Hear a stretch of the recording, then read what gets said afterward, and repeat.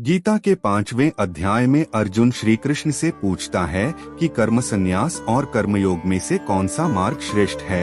तब श्री कृष्ण स्पष्ट करते हैं कि दोनों ही मोक्ष की ओर ले जाते हैं, पर कर्म संन्यास की तुलना में कर्मयोग अधिक व्यावहारिक, सरल और सुरक्षित मार्ग है, क्योंकि बिना कर्म किए कोई भी जीव क्षण भर भी नहीं रह सकता।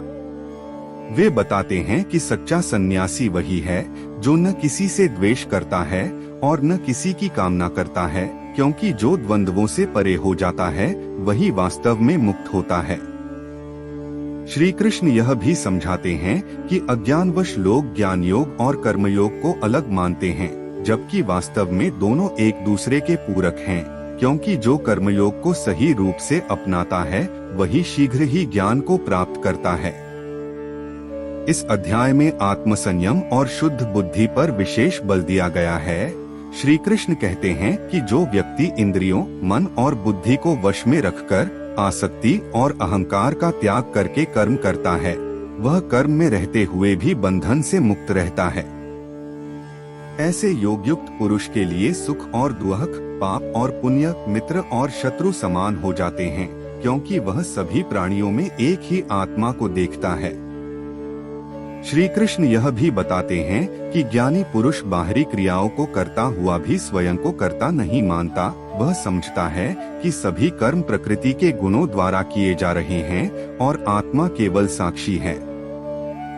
इस अध्याय में ध्यान और आंतरिक शांति का भी वर्णन है। श्री कृष्ण कहते हैं कि जो व्यक्ति बाह्य विषयों से दृष्टि हटाकर प्राणों को संयमित करके और मन को आत्मा में स्थिर करता है, वह शीघ्र ही शांति प्राप्त करता है। वे यह स्पष्ट करते हैं कि ईश्वर सभी प्राणियों का मित्र है।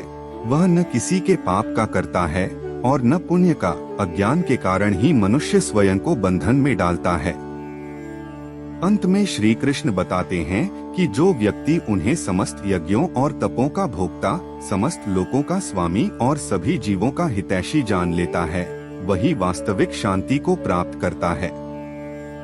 इस प्रकार गीता का 5वां अध्याय यह सिखाता है कि कर्म करते हुए भी आसक्ति का त्याग, आत्मज्ञान, समत्व और ईश्वर में विश्वास ही मनुष्य को आंतरिक शांति और मोक्ष की ओर ले जाता है, और यही कर्म संन्यास योग का वास्तविक सार है।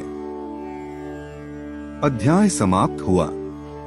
हरे कृष्ण कृष्ण कृष्ण हरे हरे, हरे राम राम राम हरे हरे।